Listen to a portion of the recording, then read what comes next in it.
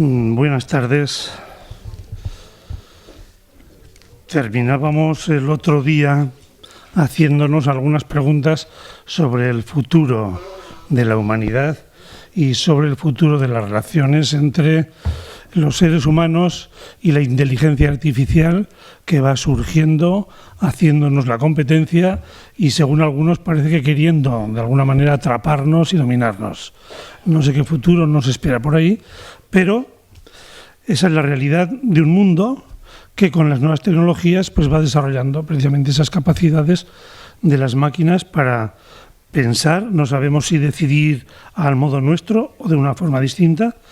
Y para hablarnos de estas cosas, del cyborgman, del humanismo, del transhumanismo, de la inteligencia artificial, del futuro del ser humano y de la humanidad, pues tenemos con nosotros hoy a Francisco Génova.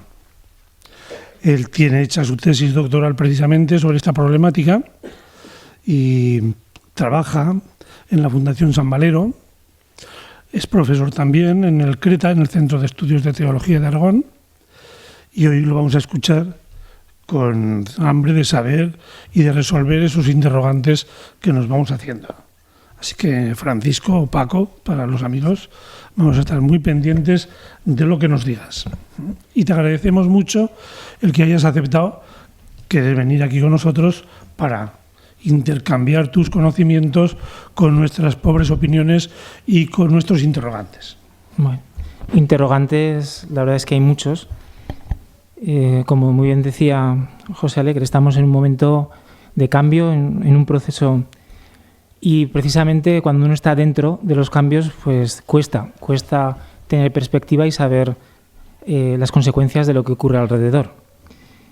Hablar de inteligencia artificial, de transhumanismo, de otras tecnologías asociadas, la robótica, lo principal que tenemos que situarnos aquí en esta conferencia es que es un verdadero reto teológico. ¿Pero por qué es un reto antropológico? Detrás de todas estas tecnologías hay una capacidad de cuestionamiento y de transformación del ser humano, de su propia naturaleza, incluso biológica, que son un desafío para el ser humano y un desafío para la teología.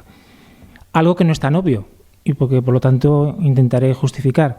De hecho, como anécdota, hace un tiempo tuve ocasión de hablar con un sacerdote valenciano que quería hacer la tesis, estaba en la Gregoriana, quería hacer la tesis sobre el transhumanismo, una tesis de teología, y no le dejaban porque decían que eso era de la filosofía. Espero que lo consiguiera porque no pude hablar con él, pero desde luego lo que intento defender es que sí que es un tema de la teología todo lo que está aquí. Para situarlo, porque hablar de inteligencia artificial, hablar de fronteras tecnológicas, conviene situarlo en la perspectiva antropológica, en qué es la técnica, porque todo esto es un despliegue de esa dimensión creadora del ser humano, ese despliegue de ese espíritu humano sobre la naturaleza para transformarla en humanidad, y es un despliegue que enraiza con su mismo ser hombre. Decía José Ortega y Gasset que el hombre sin la técnica no existiría. El hombre es técnico y sin ella no podría haber existido. Una técnica que también decía Ortega que su núcleo precisamente es el crear, no desde la nada, pero sí desde algo. Somos seres técnicos y hay que diferenciar técnica de instrumento. No estoy hablando de los instrumentos que creamos. Somos técnicos desde el primer momento, el lenguaje, todo ese entorno humano que es la ciudad, todas nuestras realizaciones prácticas, pero también culturales. Hay un deseo de transformación y de creación. Ese despliegue sobre la propia naturaleza humana que comentábamos, en estos dos campos, en estas dos áreas, inteligencia artificial, robótica y transhumanismo, tiene unas consecuencias que están muy entrelazadas, porque además en estos campos las figuras más relevantes con mucha facilidad se pasan de uno a otro, o un experto en transhumanismo pues opina sobre inteligencia artificial, son fronteras muy porosas. La inteligencia artificial y la robótica, sobre todo, la cuestionan. ¿Por qué? Porque parten muchos de sus presupuestos de la idea de que el ser humano es una máquina. Utilizan la metáfora de la máquina, una creación humana, para explicar al propio ser humano. Entonces, que es otra forma de decir que no hay nada especial en nosotros, no hay nada trascendente, somos un puro mecanismo sin propósito. Ese cuestionamiento de la naturaleza humana, ese cuestionamiento de vernos como máquinas, lleva también al transhumanismo, a la idea de que si somos una máquina, ¿por qué no modificarla? ¿Por qué no mejorarla? Si es posible, si tenemos los medios, ¿por qué no ser, entre comillas, mejores? Pero no solo una cuestión antropológica de qué es la técnica, sino también una cuestión teológica. Desde la teología de la técnica, esa visión la necesitamos para completarla. Entonces, ahí, siendo muy breves, hay dos citas fundamentales. En Génesis 1:28, sed fecundos y multiplicaos, henchid la tierra y sometedla, mandad en los peces del mar y en las aves del cielo y en todo animal que repta por la tierra. Este texto del Génesis se considera, así lo dijo Emil Brunner ya hace tiempo, se considera como la carta magna de la técnica en clave teológica. ¿Por qué? Porque hay un encargo de dominio sobre la naturaleza, de dominio sobre el mundo creado. Luego está la interpretación de ese dominio, si es un dominio para gestionar o si es un dominio que nos da la capacidad para transformar. Pero hay que completarlo con otra imagen muy importante, precisamente con la de imagen de Dios. Génesis 1:26-27. Somos creados a imagen de Dios. Ese ser imagen de Dios, precisamente si vamos al Génesis, Dios se presenta sobre todo como creador. Y como imagen que somos de Dios, un Dios que es creador, nosotros somos creadores. Somos unos seres creados creadores. El ser creado creador. Hay teólogos que prefieren hablar de co-creador, en el sentido de que sería una participación, una colaboración en la creación de Dios. Pero realmente, pongamos los matices que pongamos, somos creadores. No desde la nada, como decía Ortega, sino desde la realidad que ya existe. No rompemos las leyes naturales, pero sí traemos a la existencia realidades que sin nosotros no existirían. En esa perspectiva de la técnica como una dimensión fundamentalmente humana, una dimensión que nos configura y que nos ayuda a ser humanos, que tiene una relevancia teológica incuestionable, porque, según lo que decía, responde a nuestro ser imagen de un Dios que es creador y que, por lo tanto, nosotros somos creadores. Desde esa perspectiva, inteligencia artificial, transhumanismo, todas las fronteras tecnológicas adquieren una importancia teológica, porque si ese ser creador es capaz de transformar el mundo, de transformarse a él mismo, eso tiene una relevancia y unas repercusiones en su ser imagen de Dios. Pero antes de seguir con esa parte teológica, vamos a introducirnos un poco en qué es la inteligencia artificial, qué es el transhumanismo y otras realidades asociadas.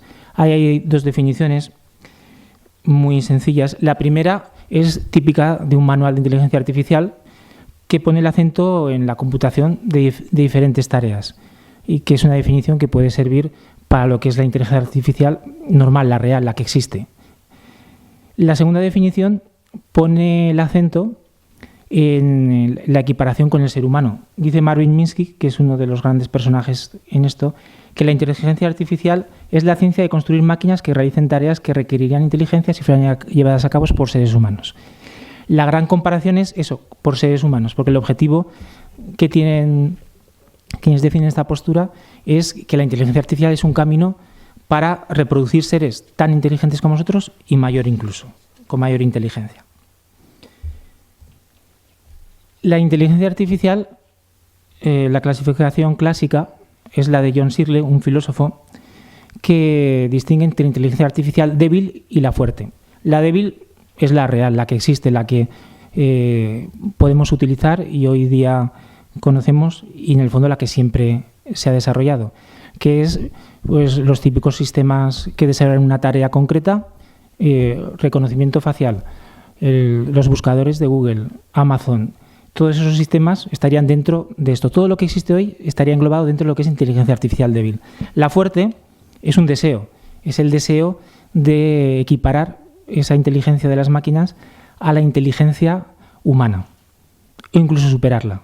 Cuando se hablaba de inteligencia artificial fuerte, era aquella que alcanzaba el nivel de la humana y la superaba.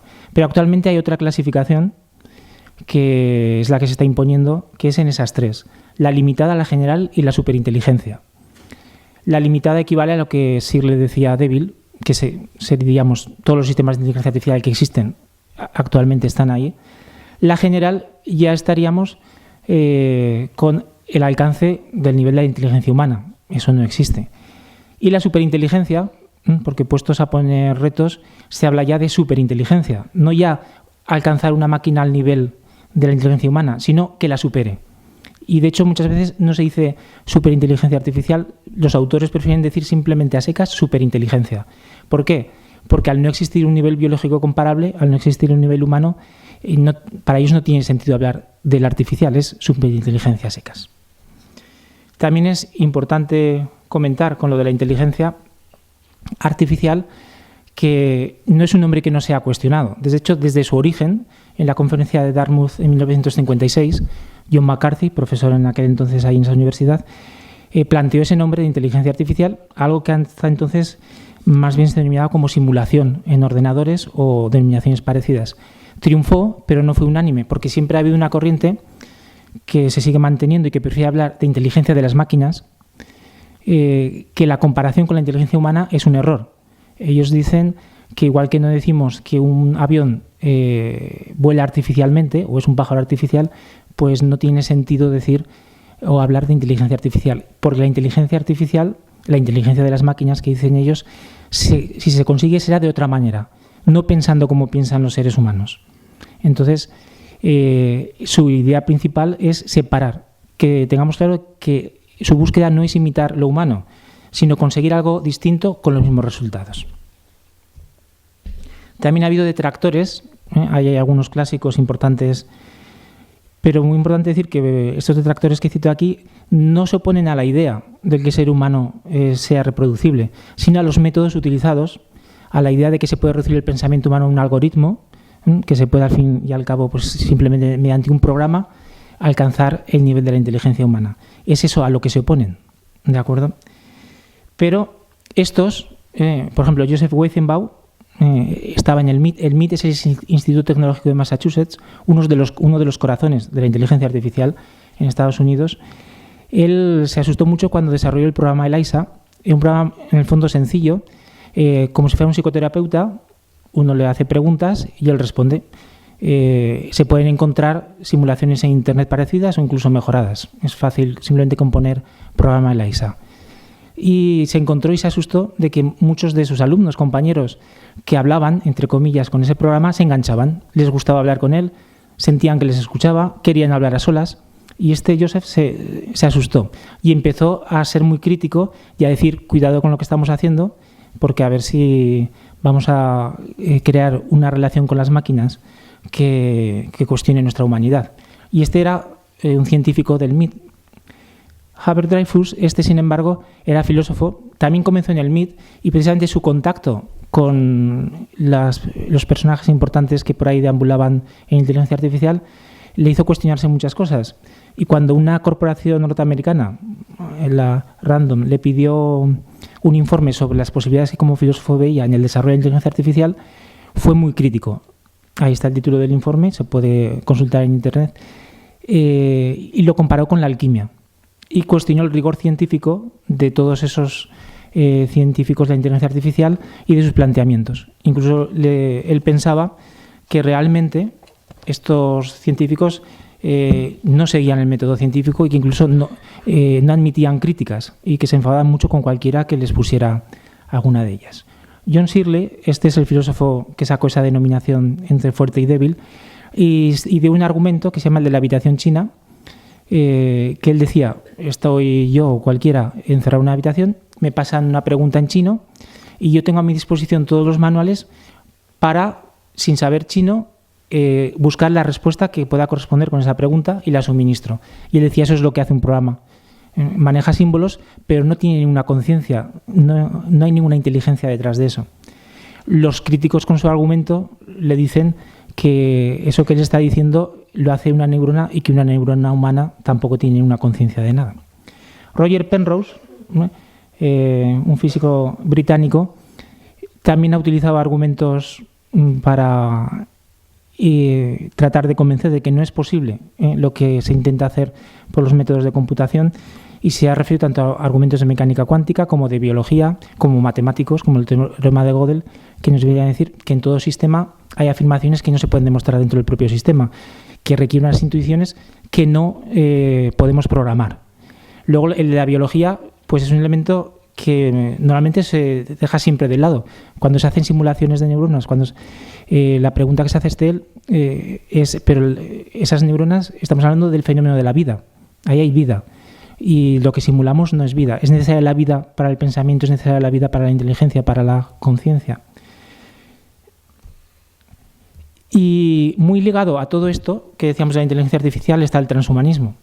Muy ligado, ¿por qué? Porque precisamente este cuestionamiento que se hace desde este campo, al asumir que el ser humano es una máquina y que por lo tanto se puede reproducir, es lo que decíamos al principio. Si es una máquina, ¿por qué no mejorarla si podemos? ¿Por qué no hacerla que responda mejor ante esto? Y ahí englobamos el transhumanismo.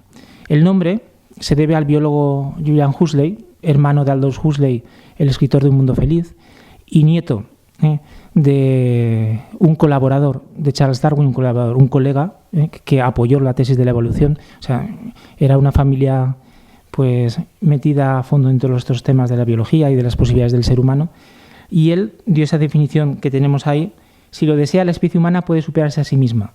Necesitamos un nombre para este nuevo credo. Tal vez sirva transhumanismo. Esto es, el hombre permaneciendo hombre, pero yendo más allá y superándose a sí mismo. Y esto es... Él, Huxley por lo menos, planteaba que el hombre siga siendo hombre. Sin embargo, todo el mundo que se mueve el transhumanismo no lo tiene tan claro.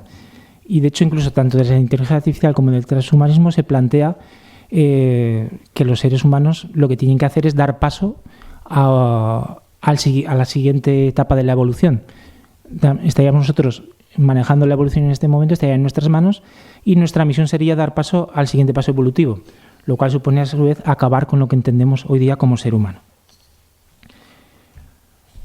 Un filósofo muy importante en el tema del transhumanismo es Nick Bostrom, actualmente el sueco, actualmente es profesor de la Universidad de Oxford y director y fundador del Instituto para el Futuro de la Humanidad, también en la Universidad de Oxford, que estudia los riesgos para el futuro. Él es un filósofo transhumanista, él creó la Asociación Transhumanista Mundial, que hoy día se llama Humanity Plus, y él ha intentado definir el transhumanismo, ha intentado darle un rigor académico elevado y ha hecho algo más. Hace un par de años publicó un libro que se titula Superinteligencia, que fue un éxito de ventas y que es un ejemplo de cómo alguien del campo del transhumanismo, como decíamos, pues fácilmente se coloca en el campo de la inteligencia artificial y decía cosas muy interesantes en ese libro. Él, repito, no tiene una perspectiva trascendente del ser humano y él piensa que es posible alcanzarlo, pero él plantea muchas prevenciones porque piensa que es posible y compara todo lo que está haciendo ahora con unos niños que están jugando con detonadores y dice literalmente que en algún momento pues algún estúpido le dará al detonador y saltaremos todos por los aires. Porque el miedo que plantea él es que una superinteligencia, de algún modo, pues desborde todas nuestras previsiones y pueda ser el final de la humanidad como la conocemos. Como vemos en la definición que da él, se mueve entre lo que es el movimiento intelectual y cultural. Lo importante para ellos es que hay que estudiar esas tecnologías porque es bueno para el ser humano esa transformación, y Nick Bostrom sí que se plantea qué cuestiones éticas, qué riesgos, qué estamos jugando en todo esto. Él no duda de que hay que seguir ese camino del transhumanismo, pero sí plantea que hay que pensárselo mucho y que hay que dar pasos con cuidado. En esta perspectiva del transhumanismo podemos hablar del cyborg, que sería un organismo cibernético. La palabra no procede de la ciencia ficción, no procede de novelas ni del cine, aunque luego se ha utilizado ampliamente, sino del campo académico. Manfred Clynes y Nathan Klein, en una publicación en la revista Astronautics en 1960, entre otras cosas decían lo que he puesto ahí: alterar las funciones corporales del cuerpo humano para adaptarlo a las exigencias de entornos extraterrestres sería más lógico que desarrollar un entorno similar a la Tierra para él en el espacio. ¿Por qué decían esto? Porque estábamos en plena carrera espacial y la NASA estaba preocupada por el envío de seres humanos al espacio. Y la solución que ellos proponían no era adaptar entornos, sino adaptar a los seres humanos. Y de ahí surgió lo de cyborg, organismo cibernético. En ese momento la cibernética estaba en pleno auge y era una palabra muy utilizada y la unieron con lo de organismo. Pero es una palabra que se sigue utilizando, la de cyborg. De hecho, ellos se enfadaron mucho con la primera película de la saga Terminator por la definición que dan, que es la de un robot recubierto de tejido humano, porque ellos no hablaban de eso, hablaban de modificar a los seres humanos. Y otro elemento muy unido también a lo que estamos viendo es la robótica. La robótica no necesariamente tiene que estar unida con la inteligencia artificial, pero sí que sirve como encarnación de la inteligencia artificial para que interactúe con nosotros en un entorno humano, para que se desplace con nosotros en un entorno humano, para que actúe con nosotros, incluso para que establezca lazos con nosotros, o más bien nosotros con ella. Vivimos ahora en un momento en el que se están desarrollando muchos robots sociables para interactuar con el ser humano, para los hogares, para la vigilancia de las casas. Japón desde hace años se ha planteado que el cuidado de enfermos, de ancianos, ponerlo en manos de robots, y apuesta fuertemente y está en esa línea, porque además su política es de no inmigrantes. Entonces necesita robots tanto para cuidar a la población envejecida como mano de obra de una población también envejecida. Entonces el robot del que estamos hablando es el que puede captar información mediante sus sensores del entorno, la puede procesar y actuar. Es una definición amplia, no todos están de acuerdo con ella, porque ahí, por ejemplo, encajarían los vehículos autónomos, los coches autónomos, serían un robot. Bueno, algunos dicen que sí, algunos dicen que no, pero lo importante es que se sitúan en un entorno humano y actúan. Siendo estrictos, lo que comento ahí, los avatares, o sea, los robots de telepresencia, los que son manejados por un operario a distancia, no entrarían ahora en nuestra preocupación si son aquellos con cierta autonomía y que interaccionan. Y al final llegamos a lo que he llamado un triángulo convergente entre inteligencia artificial, transhumanismo y robótica. Están relacionadas y por eso no es casualidad que los expertos de un campo fácilmente se pasen al otro y hablen de los tres. Entre inteligencia artificial y transhumanismo es la relación que ya he comentado. Esa maquinización del ser humano, esa visión maquinal del ser humano, justifica su modificación. De la inteligencia artificial a la robótica, el camino es el de la humanización. El de hacer el robot humanoide o no humanoide, pero sí capaz de interactuar con nosotros, hacerlo humano. Y desde el transhumanismo al robot, ese es el camino del cyborg, el de la maquinización del ser humano. Por un lado, humanizamos a nuestros robots o a nuestra inteligencia artificial, y por otro lado, maquinizamos o convertimos en máquinas a los seres humanos. ¿Qué late en el fondo de todo esto? Pues un deseo profundo de crear, y que lo enlazamos con lo que hablábamos de la teología de la técnica y la filosofía de la técnica. El ser humano necesita crear y quiere dar vida a sus creaciones. De alguna manera necesita interactuar con ellas. Es típico entre los creadores de inteligencia artificial la experiencia de que aunque ellos hayan construido algo, sepan cómo funciona, cómo lo han programado. Ese robot que se mueve. Cuando lo ven todo junto, sienten algo especial. No, aunque sepan cómo es, aunque sepan cómo corre el programa. Porque nuestros propios mecanismos de interactuación, nuestros mecanismos sociales, nos llevan a interactuar. Y aquello que reacciona ante nosotros, pues nos provoca una respuesta emocional. Y les ocurre incluso a quienes los crean. Y eso es un riesgo que está ahí. Y también hay un deseo profundo de trascender nuestras limitaciones biológicas.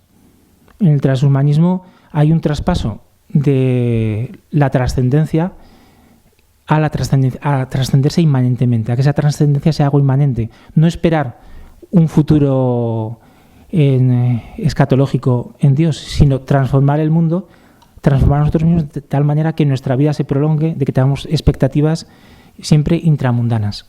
Son escatologías intramundanas. Y esto no comenzó en el siglo XX, con el auge de la electrónica. Hay una historia y una mitología detrás. Mitologías que no solo nos referimos a la mitología griega o a las nórdicas o a la cábala judía cuando hablan de criaturas como el golem a las que se dan vida. Ese espíritu mitológico sigue presente en todas las edades y hoy día se desarrolla en la ciencia ficción, tanto sea literaria o sea en películas. El cine tiene un gran efecto por su gran capacidad de divulgación y su efecto visual. Y además la gran mayoría de los que se dedican a la inteligencia artificial a estos niveles, con ese deseo de crear esos robots que nos igualen o superen, reconocen que su vocación a ese campo, a esa creación, les vino de personajes de ciencia ficción. Star Wars, R2D2, C3PO, Blade Runner, hay mucho 2001, una odisea en el espacio. De las grandes figuras, casi todas hacen referencia a ese tipo de películas. Y el deseo, de alguna manera, reproducir lo que hayan visto. Y no es despreciable el cine de ciencia ficción porque provoca ese efecto, realimenta esos deseos y, a su vez, muchas de las películas que nosotros vemos están orientadas y están aconsejadas por expertos de inteligencia artificial. Antes he nombrado a Marvin Minsky, bueno, él fue uno de los asesores de 2001, una odisea en el espacio, y proyectó sobre la película lo que él pensaba que en unos años se conseguiría. El ordenador HAL, ese que se vuelve un poco loco y mata a la tripulación, no tenía teclado porque los asesores decían que en unos años no iba a haber teclados en los ordenadores, y así aparece en la película. ¿Qué quiero decir? Que no hay que despreciar el género de ciencia ficción ni mucho menos, porque influye y además hace palpables realidades que todavía no existen y se quiere conseguir. Incluso hace que hasta los que piensan que no sea posible, en el fondo, se acostumbren a que pueda ocurrir. Y hay una historia. La historia no comenzó en el siglo XX con la electrónica. ¿Qué ocurrió? Que hasta que no llegó la electrónica las posibilidades eran muy limitadas. Una gran revolución en la computación pues fue la mecánica. Toda la posibilidad de los ordenadores mecánicos existieron antes que los electrónicos, pero sus limitaciones eran muy claras. Se podían hacer cosas, pero al lado de la electrónica, cuando en los años 30 se introducen por primera vez los relés para sustituir a los componentes mecánicos y luego llegan todos los demás componentes electrónicos hasta llegar a los smartphones que tenemos en el bolsillo, pues es una verdadera revolución. Pero el deseo estaba mucho antes.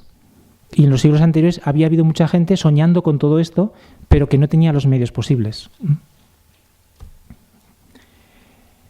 Y una palabra importante, porque se maneja mucho en los ámbitos más radicales de que estamos hablando, es la de la singularidad. Al decir los ámbitos más radicales, no les quito valor porque no son 4 personajes aislados, son gente muy influyente, gente en puestos muy importantes. Cito, por ejemplo, a alguien que comentamos después, Ray Kurzweil, que es uno de los grandes defensores de la idea de la singularidad. No es un cualquiera. En 2012 fue contratado como director de ingeniería por Google para inteligencia artificial. Hace muchos años fue el inventor de los escáneres, de los sistemas de reconocimiento de caracteres. Son gente que desde el primer momento han aportado mucho a la tecnología y que tienen una gran influencia. Pues la singularidad es la idea de que va a llegar un momento en que todo va a cambiar y que lo que hoy damos por hecho, lo que hoy consideramos normal, va a cambiar. Y además, precisamente por ser una singularidad, ni siquiera sabemos o podemos decir cómo va a ser. Va a ser un cambio tan brutal que ni siquiera se puede hablar de cambio, sino de una singularidad. La idea primigenia fue en realidad de un matemático británico, Irving John Wood, que lo denominó explosión de inteligencia. Él ya en los años 60, en el año 65, estaba convencido de que llegaría a ese momento y además él decía que sería la última invención del ser humano, porque a partir de ahí serían las máquinas inteligentes las que tendrían que inventar. También decía, y eso es menos citado, pero su frase también decía al final, que eso nos vendría muy bien suponiendo que seamos capaces de dominar lo que hemos creado, porque tal vez creamos algo que luego no seamos capaces de dominar. Entonces, la singularidad, como dice ahí, es un punto donde todos nuestros viejos modelos deben ser descartados y rige una nueva realidad.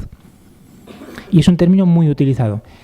No todos les gusta utilizarlo. Por ejemplo, Nick Bostrom, el filósofo transhumanista que comentaba antes, no quiere utilizarlo, no porque lo considere inconveniente, sino porque se ha rodeado de una aura milenarista y casi tecnoprofética que le quita un poco de credibilidad al término, sobre todo a nivel académico. Y él prefiere hablar de explosión de inteligencia. Ha recuperado el término de Wood y singularidad, precisamente por ese aura tan especial que se le ha dado, prefiere no utilizarlo. Ahí he puesto una predicción de Bernard en 1993 que daba para 30 años la creación de inteligencia artificial. No queda mucho, ¿verdad? Pero esto es un clásico. Antes no lo he comentado, pero ya en los años 60 se hacían predicciones a 20 años. Decían, dentro de 20 años se conseguirá. Pasaban los 20 años y no se consiguió. Y de hecho eso provocó alguna que otra crisis en la inteligencia artificial, sobre todo en los fondos. Bueno, no lo he comentado. He puesto ahí abajo la Universidad de la Singularidad como curiosidad, para que veamos el impacto que tiene esto y que no estamos hablando de 4 que están por ahí diciendo cosas que nadie les hace caso. En Silicon Valley fue fundada en 2008 por Ray Kurzweil y Peter Diamandis y está con el apoyo de Google y de la NASA, entre otros. No es una universidad para dar grados oficiales, sino para formar a las élites para el cambio tecnológico, para prepararlas para ese momento de la singularidad. Esa es la idea que tiene, por eso se llama Universidad de Singularidad. Y es una universidad en esos niveles de prestigio y, por supuesto, muy elitista. Cualquiera no puede estudiar allí.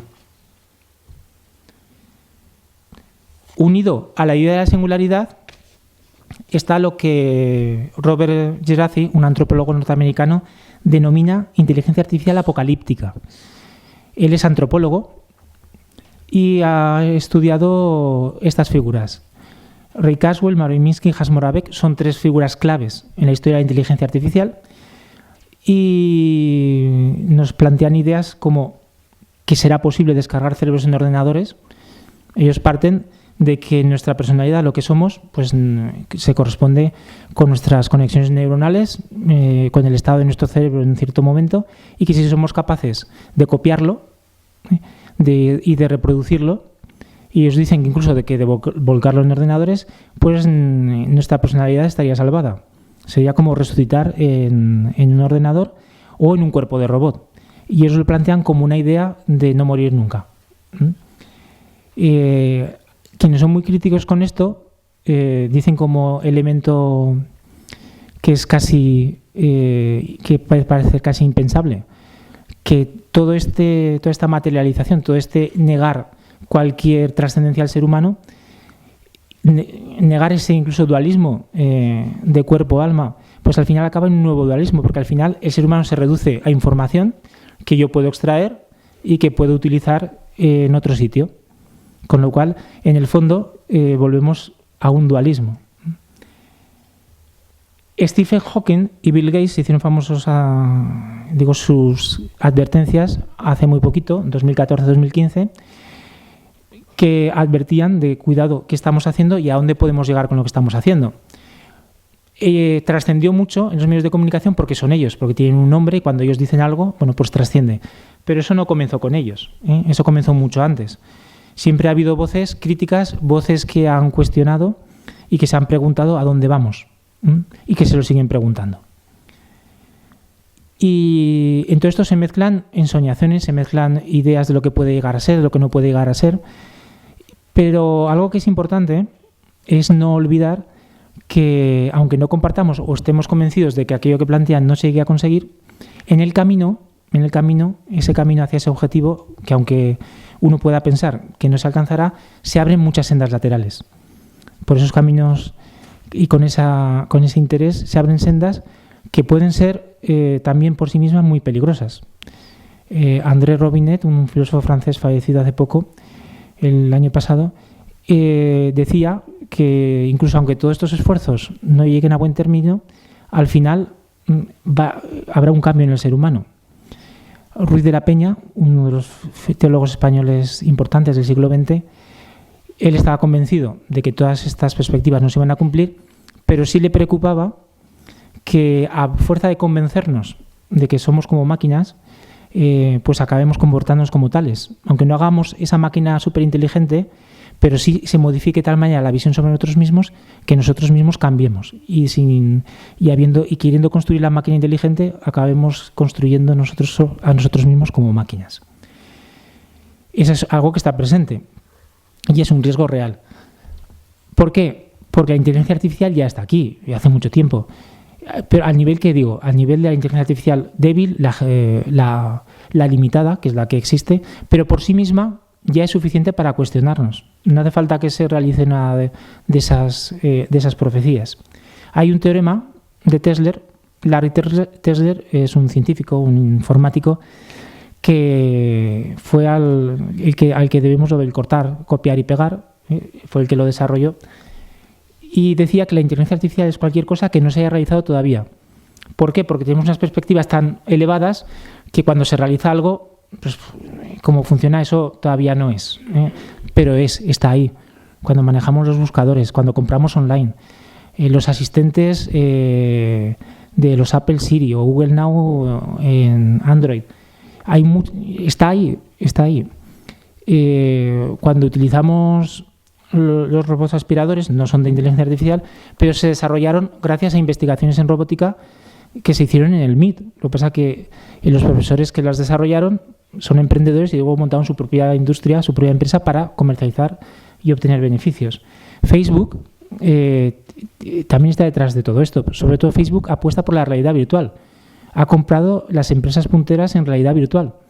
¿Y qué hace Facebook con una realidad virtual? ¿Qué hace una red social tan interesada en dominar el campo de la realidad virtual? Pues la posibilidad de establecer relaciones sociales virtuales. Es su campo de expansión en ese sentido. Y están en ello, invierten ingentes cantidades de dinero. Hay mucho. Al nivel de los robots sociables, lo que decía antes, se está investigando mucho para robots que cuiden a los seres humanos, robots que interactúen con nosotros, simplemente para que nos den compañía. También como robots sexuales. Todo eso está ahí y se desarrolla. Muchas veces no se dice, pero está ahí. Robots militares. Todos hemos oído hablar de los drones. El dron, no, tal como funcionan ahora, son controlados a distancia, pero el ejército de Estados Unidos está ya en ello, que lo que quieren son drones autónomos, porque eso garantiza que no pueden ser interceptadas las señales y además que obedecen al pie de la letra lo que tienen que hacer. Claro, a la hora de establecer los objetivos, bueno, pues ellos son los que con su programa distinguirán con su programa si disparan a este o disparan al otro. Pero es lo que quieren. Y quieren también robots soldados. Eso que hemos visto en las películas, que parece que a quién se le va a ocurrir que fuera una película a quien quiera un robot soldado. Pues lo quieren. Están detrás. Bueno, el Pentágono lo que patrocina es un robot bombero. Pero ¿para qué quiere el Pentágono un robot bombero? O sea, están empeñados en eso. ¿Por qué? Porque aunque parezca mentira, con todo lo que hemos visto, con todo lo que quieren el soldado ideal, o sea, eso que hemos visto en las películas que parecía increíble, pues es lo que quieren, un soldado que obedezca las órdenes sin imaginación, sin creatividad. Y es lo que quieren. Y además, una consecuencia de todo esto es que, en principio, hacen la defensa porque es de que así no se pierden vidas humanas y de cara al propio país, pues se vende mucho. Pero las voces críticas dicen que gracias a eso lo que ahora se está produciendo es un incremento de los conflictos y sin que se entere normalmente la opinión pública, porque no hay que mandar tropas, entonces no hace falta, estamos hablando de Estados Unidos, no hace falta ciertas autorizaciones, entonces yo estoy bombardeando por todos lados sin necesidad de pedir autorizaciones, no mueren soldados de los míos, la gente no se entera y todo el mundo es feliz. Entonces se siguen, en vez de que todo esto, al retirar al ser humano del combate, disminuyan los conflictos, se incrementan. Entonces, ¿qué retos hay actuales? Bueno, abreviando para pasarnos a la parte teológica, es cómo afecta al ser humano. Que sean los robots interactuando con ancianos, con niños, sustituyendo puestos de trabajo con la automatización, robots autónomos. Pues todo eso tiene nos afecta y eso requiere una profundización. Nos saltamos alguna cosilla porque no nos da tiempo. Riesgos del transhumanismo. Pues la maquinización del ser humano. La pregunta sería, ¿puede dejar de ser humano? O sea, ¿a qué nivel es posible perder la humanidad? Y el otro sería la fractura de la humanidad. La visión medieval de los señores y los siervos no suponía una división de razas. En una nueva época medieval tecnológica sí que lo puede suponer. Dice Yuval Harari, que se ha hecho famoso últimamente por un bestseller mundial que es Sapiens, ha publicado otro. Él en una entrevista hablaba del riesgo de que la humanidad se divida en dioses e inútiles, dioses con minúscula e inútiles. Una minoría privilegiada que accede a todas las mejoras tecnológicas, que sus hijos van teniendo unas capacidades que no tienen las de los demás y que al final eso lleva no a clases sociales distintas, sino a razas distintas. Entonces todo este panorama indudablemente está afectando al ser humano, indudablemente supone un riesgo, un desafío. Y supone un desafío teológico. El antropólogo norteamericano que comentaba antes, Robert Geraci, cree que sí. Y él desde la antropología echa de menos la palabra de los teólogos. Incluso se atreve a hacer una pregunta y marcar una tarea. Él se pregunta ¿qué significado tiene para la teología cristiana el esfuerzo por construir robots inteligentes? Algo querrá decir, porque todo lo que hacemos habla de nosotros mismos, habla del ser humano. Bueno, pues él dice, parece que la teología no se ha atrevido a meterse mucho con esto. Y también marca una tarea. Él, como antropólogo, dice, cree que los teólogos tendrían que hacer esto. La inteligencia artificial apocalíptica, esta que augura una singularidad, una desaparición del ser humano por transformación o porque las máquinas no superan, él cree que ha de impulsar una teología de la robótica, aun cuando los teólogos que la lleven a cabo rechacen las conclusiones de la inteligencia artificial apocalíptica. Y esto es muy importante. Por no compartir los objetivos, no podemos dejar de lado ese campo. No podemos retirarnos y dejar que la cosa siga adelante. Pero también otra pregunta importante. Un desafío, ¿para qué teología? Contaba la anécdota de este sacerdote valenciano en la Gregoriana que nos admitían la tesis sobre transhumanismo. No todos los teólogos lo tienen igual de claro. Desde luego, para una teología anclada en visiones grecorromanas y medievales y atenazada por el complejo helénico, que es se expresa así Ilia Delio, una teóloga norteamericana, no. Si no somos capaces de encarnar la teología en el mundo de hoy, en el lenguaje de hoy, en la imagen, como decía Teilhard, que el hombre se ha hecho hoy de sí mismo, pues es muy difícil plantearse esta teología, es muy difícil plantearse estos retos.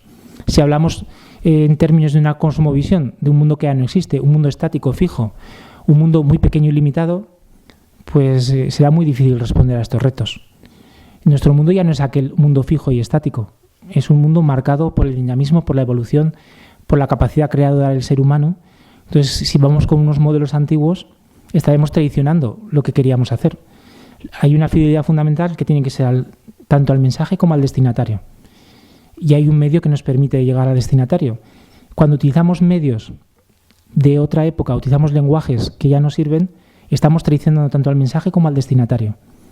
Porque lo que en una época pudo servir, tal vez ahora no sirva, o tal vez sí, pero por lo menos hay que cuestionárselo. Ilia Delio, que es una teóloga católica norteamericana, piensa en este sentido. Ella sigue la escuela de Teilhard y ha profundizado mucho, y para ella la teología tiene que cambiar, y bastante. ¿Qué es la teología? En este sentido, en esta línea, la teología sería la reflexión trascendente sobre la realidad entera que busca iluminarla buceando al corazón mismo de ella hasta su último y radical fundamento.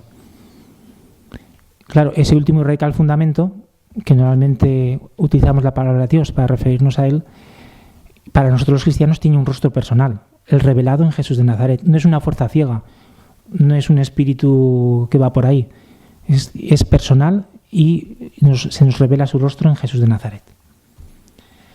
Y en ese sentido hay dos teólogas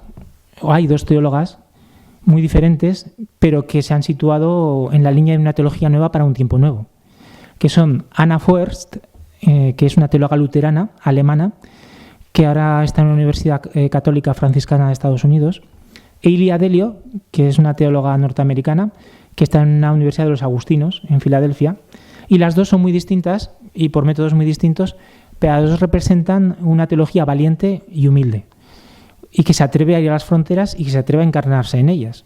Además, con ese binomio de valentía y humildad. Porque necesitamos de los dos. Necesitamos ser valientes para abordar las fronteras. La frontera siempre es un terreno de peligro, es un terreno complicado, es un terreno donde me puedo equivocar, donde puedo correr riesgos. Pero si no me atrevo a ir, me quedaré siempre por detrás. Pero la humildad es necesaria, porque cualquier propuesta que haga, cualquier aventura en la frontera, necesita de humildad.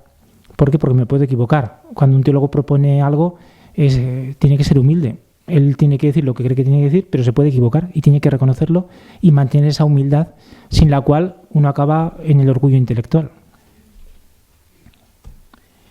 Anna Foerst, sin detenernos mucho en ella, se le ha conocido como la teóloga de los robots. Ella hizo algo, porque más importante que su obra, que es limitada, es lo que hizo. Ella, siendo teóloga, accedió al MIT, al Laboratorio de Inteligencia Artificial del Instituto Tecnológico de Massachusetts, en los años 90.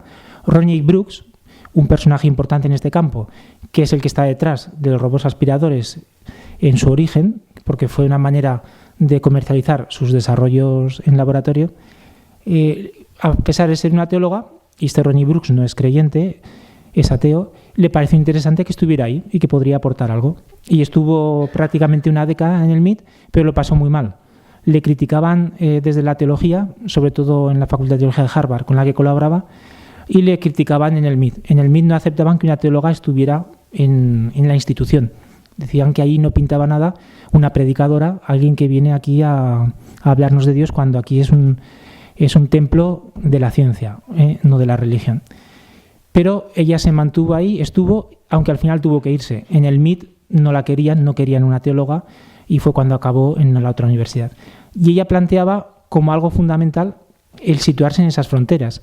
Ella trabajó con 2 robots pioneros del MIT, que son Koch y Kismet, que eran robots con los que se intentaba en ese momento, en los años 90, introducir esos avances en la robótica que permitieran dar pasos hacia lo que querían, que era el robot inteligente.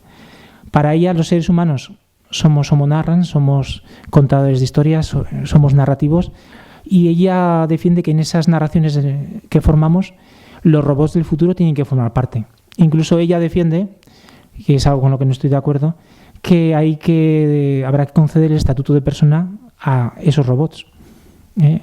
Es pasar de la discusión sobre si los animales o algunos animales pueden ser personas o no a los robots. Ya hace tiempo que la idea de persona en muchas corrientes filosóficas se ha separado de lo de ser humano, y esta teóloga lo llevó hasta el extremo también de aplicarlo a los robots.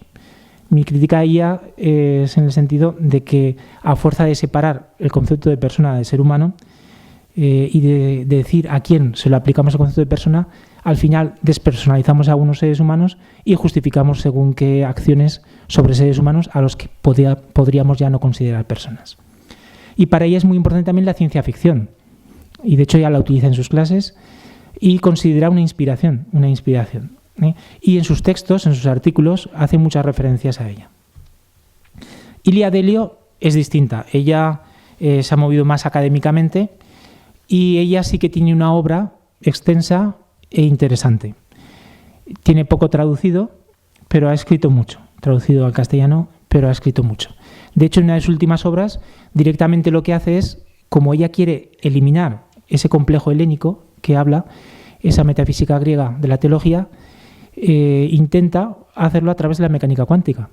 Y explica el cristianismo, explica, por ejemplo, la resurrección, o explica el misterio de la encarnación. Muchos de los dogmas cristianos intentan utilizar un lenguaje de mecánica cuántica. Es difícil, pero ella abre ahí un campo y es respetable. Hay cuestiones con las que puede estar de acuerdo o no, pero el intento de utilizar nuevos lenguajes es interesante e importante. Para ella es fundamental la cosmología, para romper esa visión antigua que tenemos muchas veces en la teología de un universo que nos desborda, un universo precisamente que por su magnitud plantea muchas cuestiones, y ella cree que la teología realmente, los teólogos todavía no han sacado todas las conclusiones de lo que la cosmología hoy nos dice. La evolución, ella y otro teólogo, John Hott, que estuvo en Georgetown con ella durante un tiempo, plantean que la evolución realmente es el regalo de Darwin a la teología, porque nos obliga a replantear nuestras ideas de cómo somos nosotros, de cómo es Dios, nos obliga a pensar de otra manera. Consideran que no ha sido ni mucho menos una carga de profundidad para la teología o para la fe cristiana, sino una ocasión de pensar cosas que dábamos por sentadas.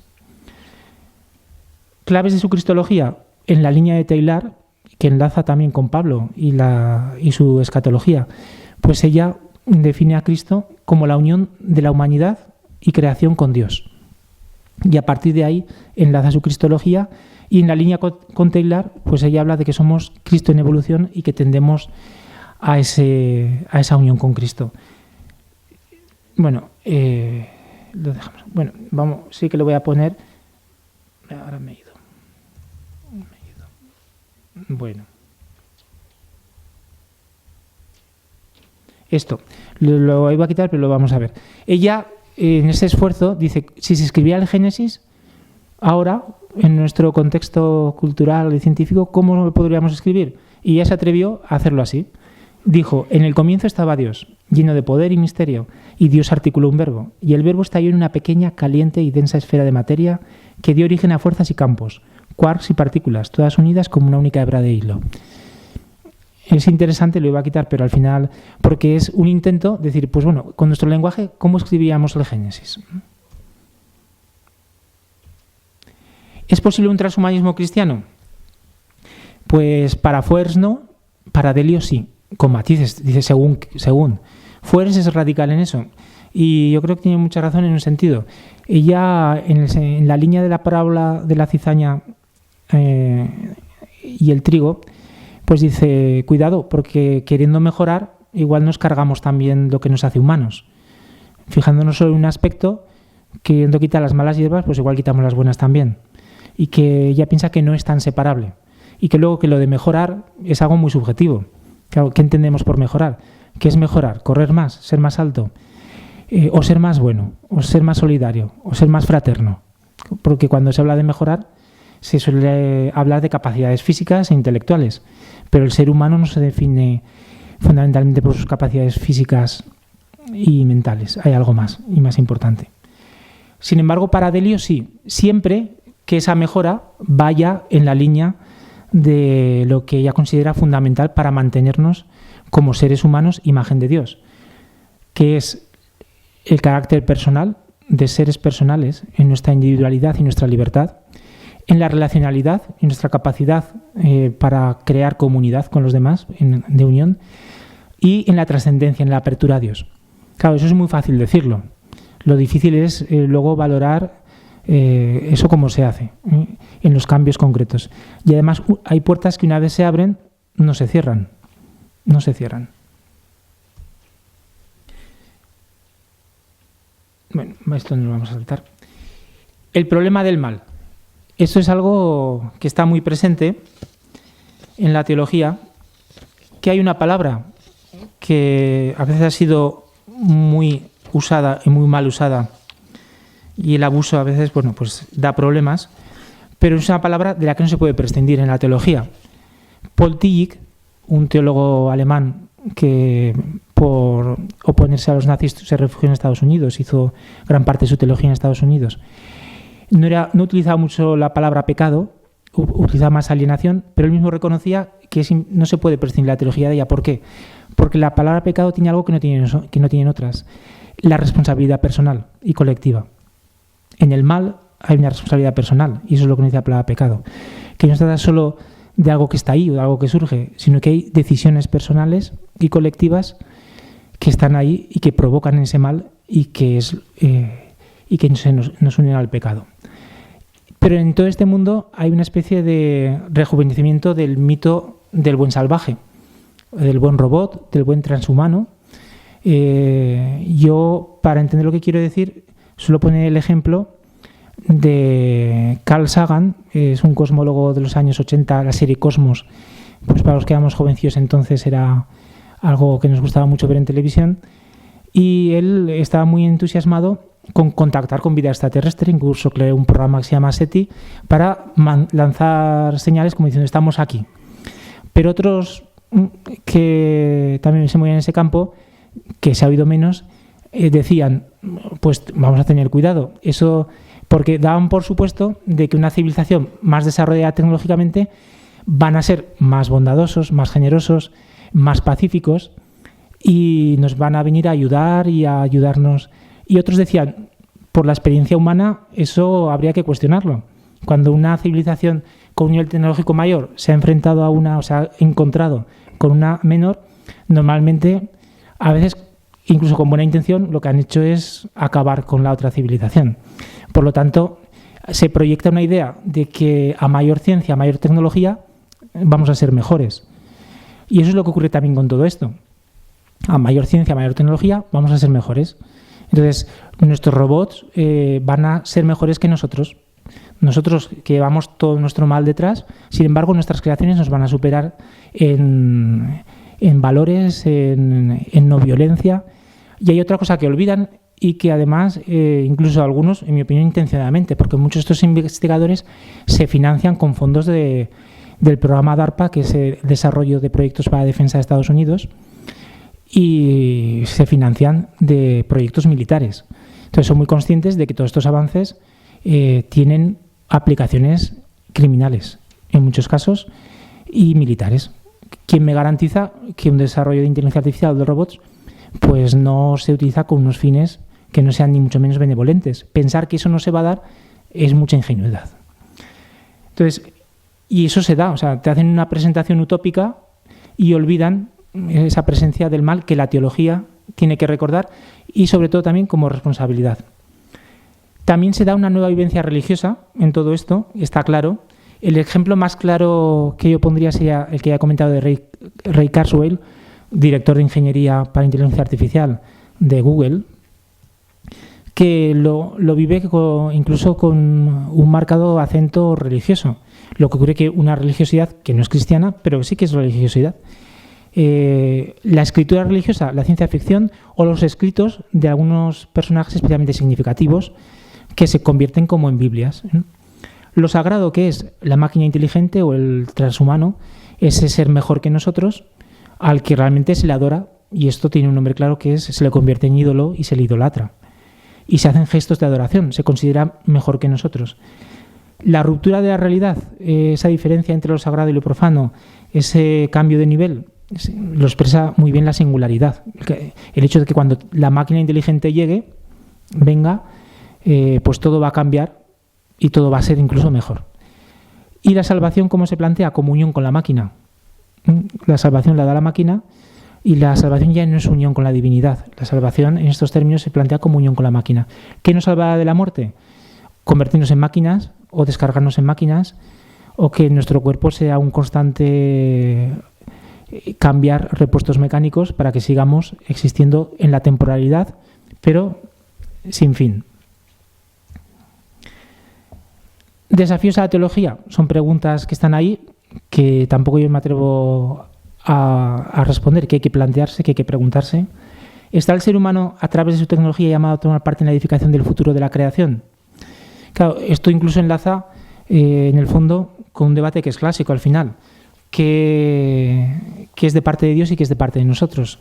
La gracia de Dios, la libertad humana, ¿qué pone cada uno? Pues el debate sigue en eso.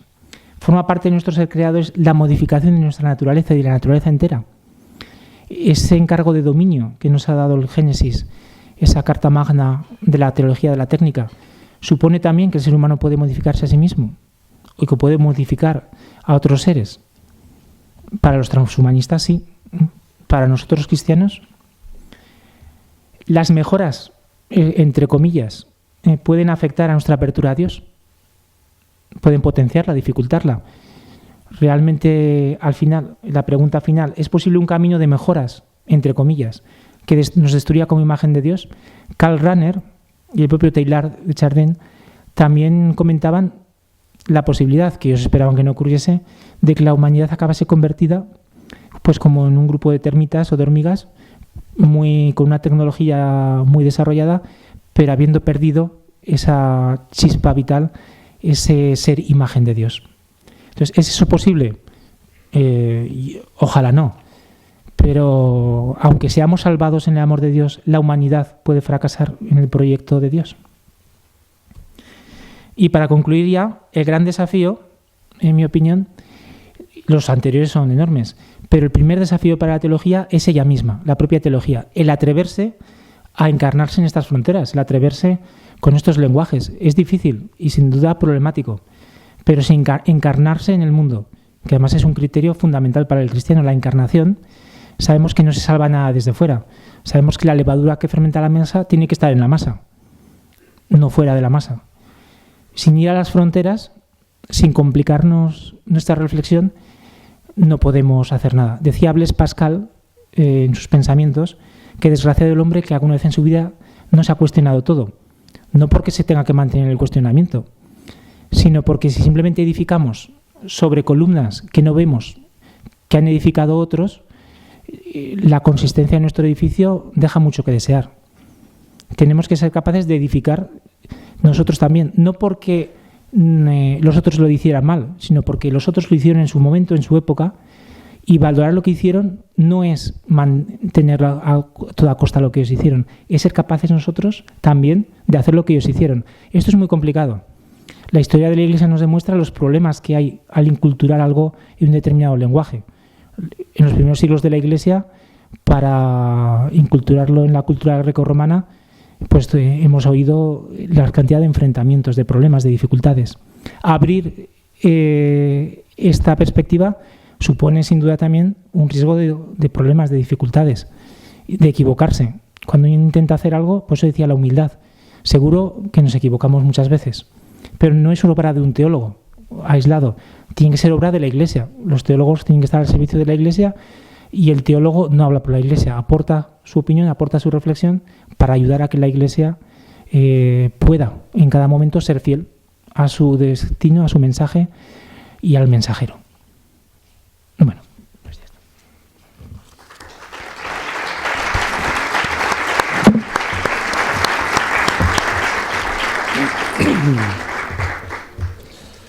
Tenemos muy pocos minutos para poder plantear nuestras preguntas.